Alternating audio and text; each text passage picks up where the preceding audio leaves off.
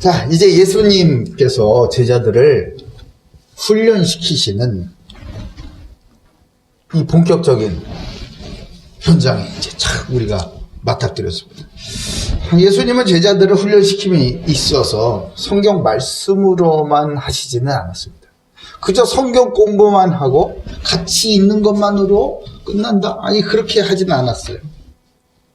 단지 사람들에게 기적을 보여주시는 것만으로 했다? 그게 예수님의 목적이라면요, 더러운 귀신을 쫓아내고 병든 자를 고치고 죽은 자를 살리시는 그런 일을 하심에 있어서 굳이 이 땅에 오셔가지고 그 어렵게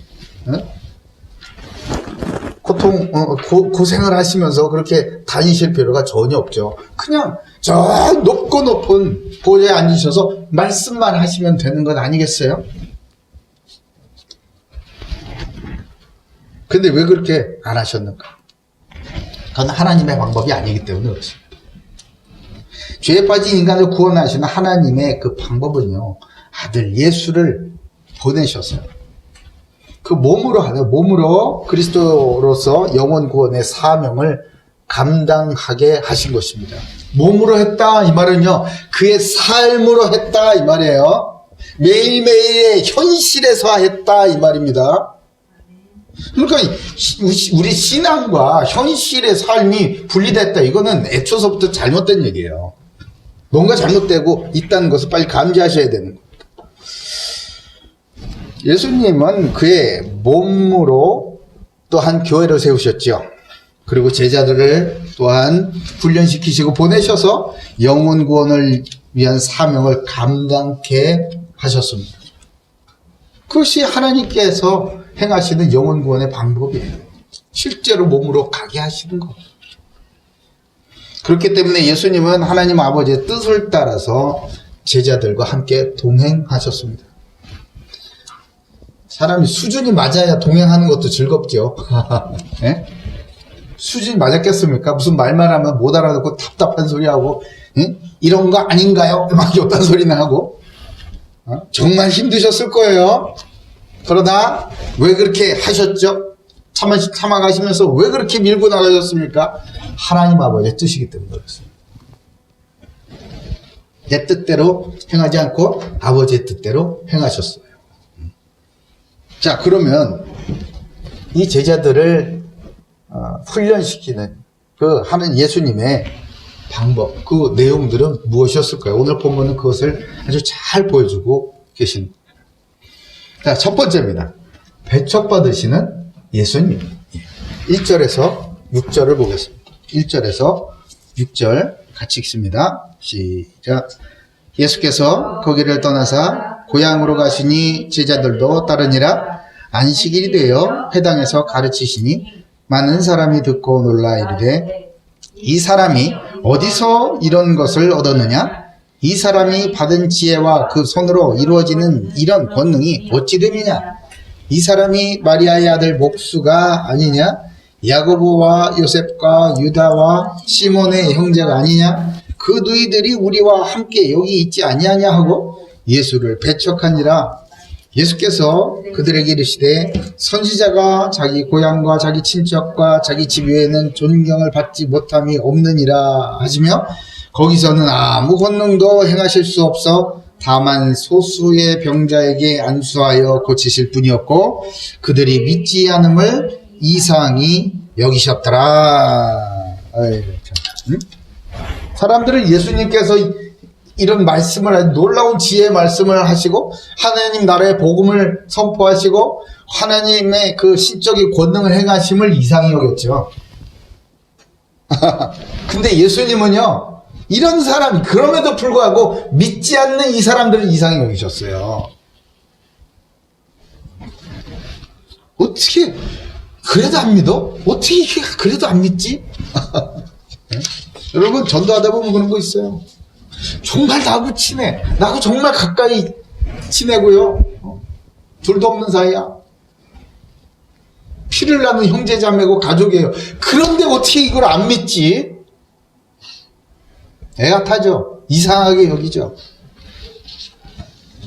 예수님은요, 고향으로 가셔서 이런 현장도 있음을, 이런 일도 있음을 보여주시는 거예요. 이럴 때는 어떻게 대처하라고. 예수님은 이제 갈릴리 바다에 광풍도 잠잠케 하시는 그 놀라운 것을, 자연계까지, 자연현상까지 그 말씀에 복종하는 것을 제자들에게 보이셨습니다. 중요한 거예요. 제자들에게 보이셨습니다. 경험하게 하신 거예요. 또 거라사인들의 지역에서는 군대 귀신 들린 사람에게서 그 말씀의 권위 앞에 이 군대 귀신이, 더러운 귀신이 떠나가는 것을 보았습니다. 경험케 하셨어요. 그리고 다시 가버나움에서 수많은 사람들의 병을 고치시고 12년 동안 혈루병을 앓던 그 여인의 병을 근원적으로 고치시고, 해당 당 야이로의 딸도요, 믿음으로 일으키심을 받는 그 놀라운 그 기적을, 아니 사람이 죽었다 일어났다니까, 그 기적을 경험하게 하셨어요. 하나님의 나라를, 복음을, 이 하나님 나라의 복음을 선포하신 이 놀라운 사역들을 행하신 것을 제자들은 같이 동행하면서 일일이 다 봤습니다. 이것은 제자들이 예수님과 동행하면서 그냥 구경 잘한 게 아니고 하나님 나라의 실체를 확실하게 경험케 하시는 예수님의 훈련 방법이었어요. 이제 예수님은 제자들을 데리고 예수님의 고향으로 향했습니다. 예수님의 고향이 어디죠? 지금 설일 연휴니까 다 고향 같지? 고향이 어디야? 예수님 고향 어디예요? 그치. 나사렛이야? 베들레헴이야? 어디야? 여기저기야? 네. 베들레헴에서 나셨죠? 베들레헴에서 나시고 자라기는 나사렛에서 자라셨습니다. 그래서 사람들은 베들레헴에서 나신 거 잘 몰라요. 자라기를 나사렛에서 쭉 자라셨기 때문에 모든 일가 친척들 다 예수님의 성장 과정을 쭉 봐온 그곳을 고향이라고 지칭하라는 겁니다. 그래서 나사렛 예수 이렇게 얘기를 하잖아요.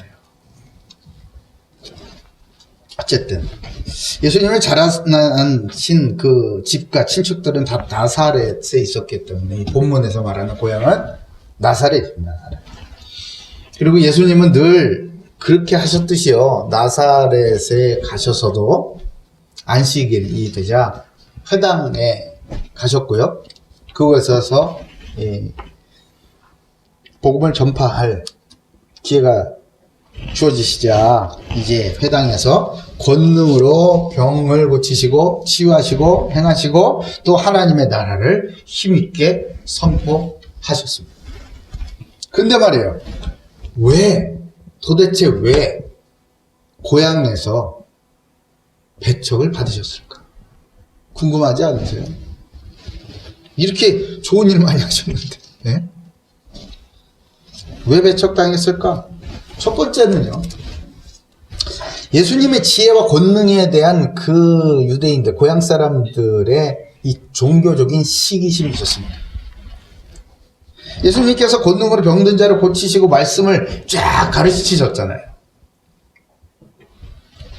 누가복음 어떤 말씀을 가르치셨냐? 누가복음 4장 17, 19절에 보니까요, 예수님께서 이날 회당에서 가르치신 그 말씀은 바로 이사야서 61장을 가르치셨습니다. 이사야서 61장, 예수님께서 가르치신 이사야서 61장 1절에서 3절을 제가 잠깐 읽어드릴게요. 주 여호와의 영이 내게 내리셨으니 이는 여호와께서 내게 기름을 부으사 가난한 자에게 아름다운 소식을 전하게 하려 하심이라.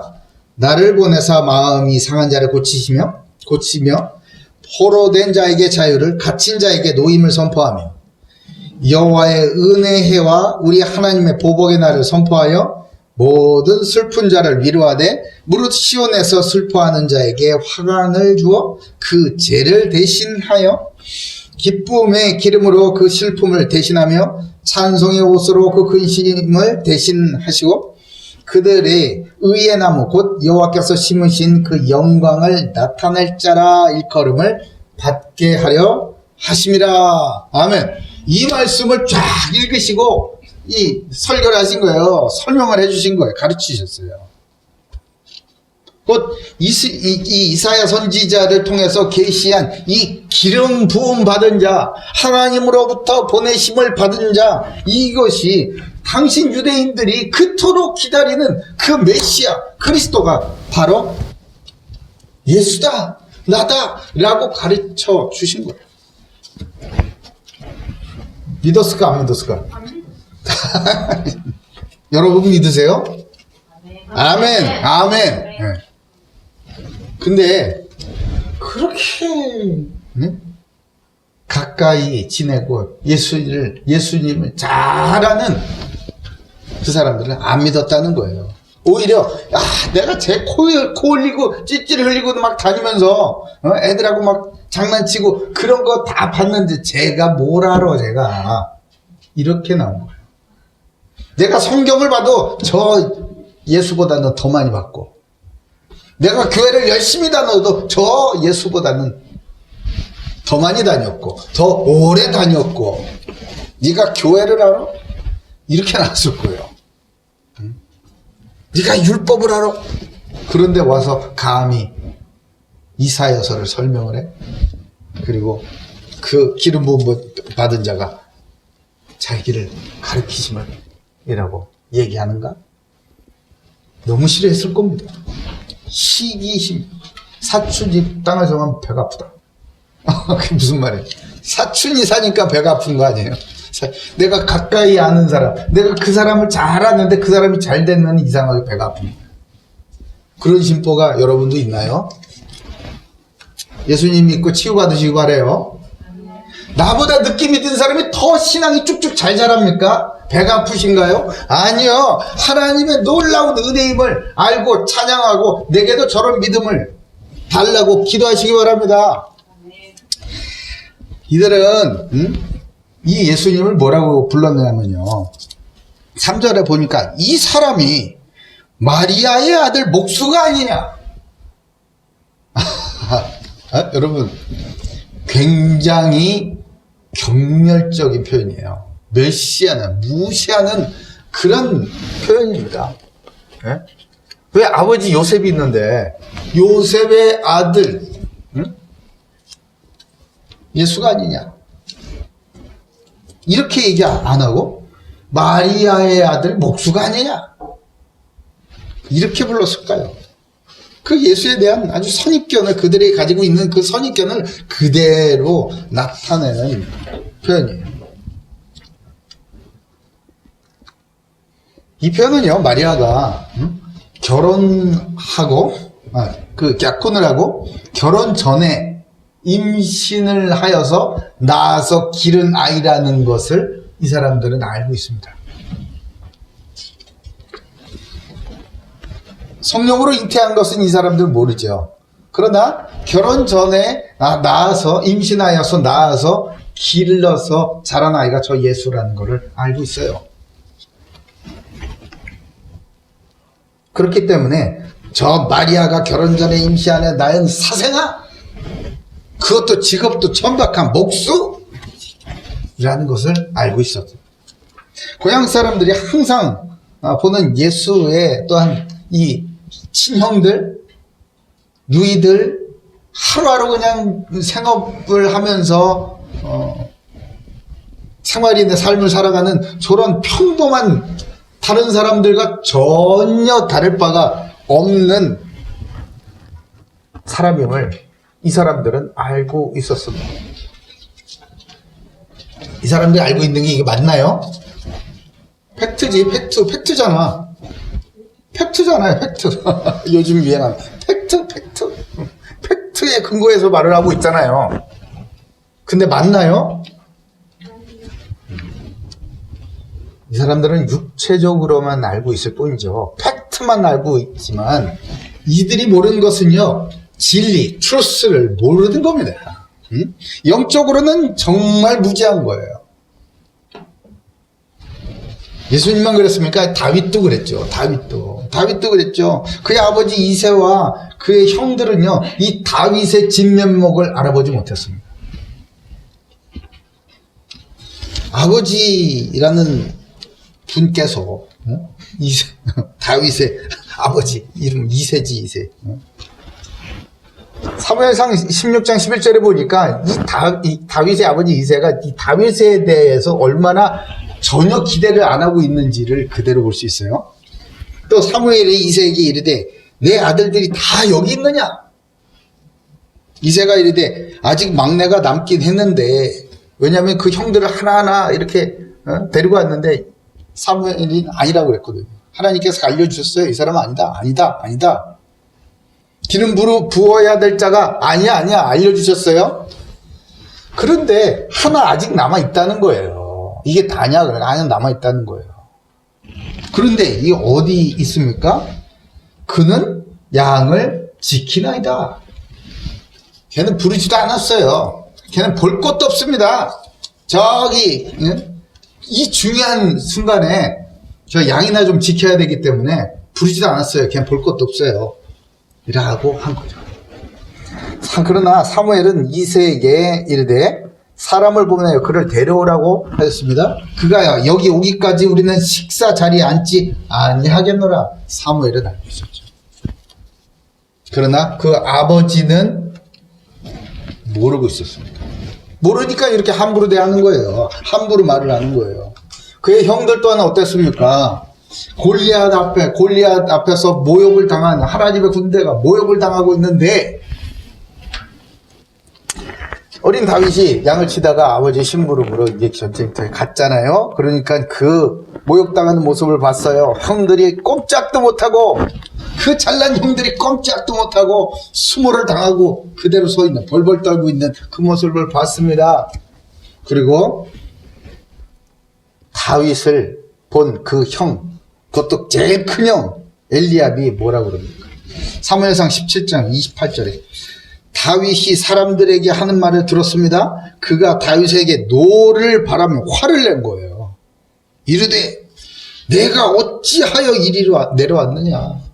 너 여기서 뭐해? 니까지 게 여길 도대체 왜 온 거야? 양이나 지키지 가서. 들에 있는 양을 누구한테 맡겨놓고 여기에 왔느냐? 나는 너의 교만함과 내 마음의 완악함을 아노니 내가 전쟁을 구경하러 왔노라. 야, 어쩌면 자기 동생을, 친동생 아닙니까? 친동생을 이렇게까지 모를 수가 있는가? 너 콩나 무시하고 경멸하는 듯한, 조롱하는 듯한 그런 말을 하죠. 가장 가까운 관계인 가족들조차도 다윗이 하나님께서 예비하신 그 기름 부으신 왕임을 몰랐어요. 왜요? 그들의 선입견 때문이죠. 내가 이 사람을 잘 알아. 내가 이 사람을 어렸을 때서부터 봐왔어. 라는 그런 선입견 때문에 알아보지를 못하는 거예요. 제일 가까이 있기 때문에 소중한 거를 모르는 것이죠. 예수님이 이사야 선지자가 예언했던 그들을 구원하시기 위하여서 보내신 메시아 그리스도이심을 믿지 않은 그 예수님의 고향 사람들, 친척들과 똑같은 거예요. 결국 어떻게 됐습니까? 결국 예수님은 이 고향에서 권능을 행하지 않으셨죠. 아주 소수의 병자만 안수하여 고치셨습니다. 5절에 보면 이런 표현하죠. 거기서는 아무 권능도 행하실 수 없어. 이것은 예수님의 능력이, 권능이 제한됨을 나타내는 게 아니에요. 예수님께서 정말 안타까운 마음으로 예수님이 능동적으로 그 권능 행함을 절제하셨음을 표현하는 겁니다. 그 안타까움이 담겨있는 그 표현. 믿음이 없는 자에게 아무리 가족, 아무리 친척, 아무리 가까운 사람이라도요, 예수님은 권능을 베풀어 주지 않으셨습니다.